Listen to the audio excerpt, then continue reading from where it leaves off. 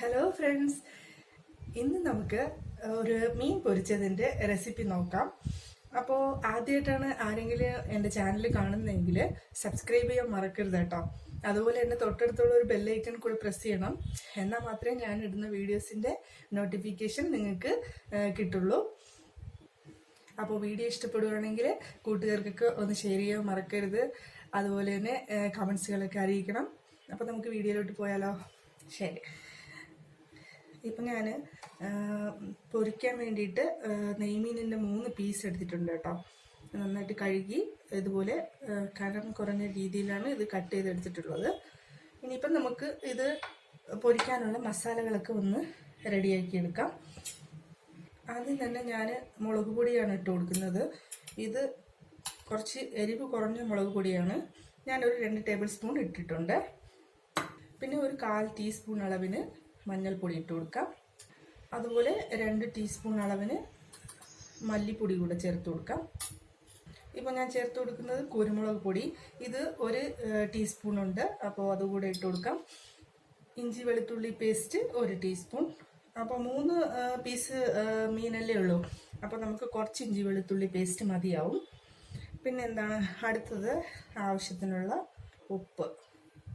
പകുതി നാരങ്ങയുടെ നീരൂടെ ഇതിലോട്ട് ഒഴിച്ചു കൊടുക്കാം. പിന്നെ ഇതിൻ്റെ കൂടെ നമുക്ക് കുറച്ച് വെള്ളം കൂടെ ഒഴിച്ചിട്ട് ഒരു തിക്കായിട്ടുള്ള ഒരു പേസ്റ്റ് തയ്യാറാക്കി എടുക്കണം.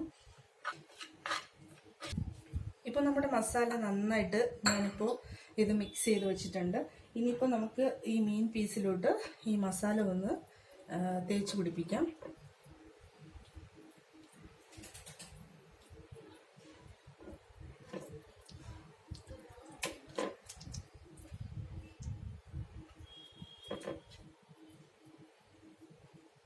അപ്പോൾ ഇത് കണ്ടില്ലേ, നമ്മൾ മസാലയൊക്കെ തേച്ച് നന്നായിട്ട് വെച്ചിട്ടുണ്ട്.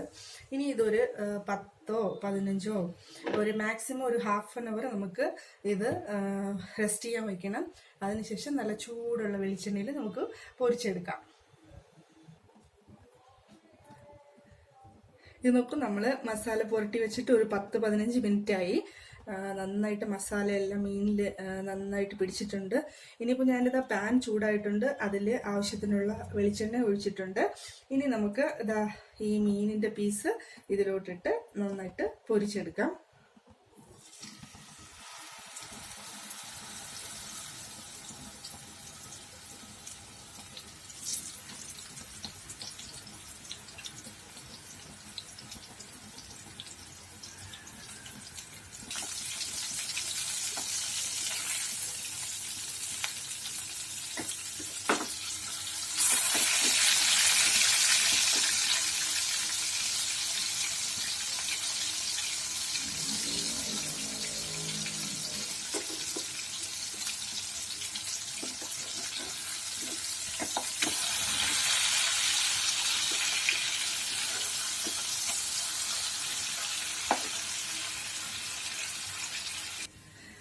ഇപ്പോൾ നമ്മുടെ മീനിൻ്റെ ഒരു സൈഡ് നന്നായിട്ട് പൊരിച്ചെടുത്തിട്ടുണ്ട്. മറ്റേ സൈഡും കൂടെ ഒന്ന് പൊരിച്ചെടുക്കാം. അപ്പോൾ അതിൻ്റെ കൂടെ നമുക്ക് കുറച്ച് കറിവേപ്പിലയും കൂടെ ഒന്ന് ചേർത്ത് കൊടുക്കും. കറിവേപ്പിലയുടെ മണമൊക്കെ കിട്ടുമ്പോൾ നമ്മുടെ പൊരിച്ച മീനിന് കുറച്ചും കൂടെ ടേസ്റ്റ് കൂടും. ഇപ്പോൾ തന്നെ നല്ല മണമാണ് കേട്ടോ. ഇവിടെ മീൻ പൊരിച്ചത് നല്ല സൂപ്പറായിട്ട് തയ്യാറായിട്ടുണ്ട്. നല്ല മണമാണ്. അപ്പോൾ എല്ലാവരും ഇതുപോലെ ഒന്ന് ഉണ്ടാക്കി നോക്കുക. ഇഷ്ടപ്പെട്ടെങ്കിൽ വീഡിയോ ലൈക്ക് ചെയ്യാൻ മറക്കരുത്. അപ്പോൾ അടുത്തൊരു വീഡിയോ ആയിട്ട് നമുക്ക് ഉടൻ തന്നെ കാണാം. Bye bye.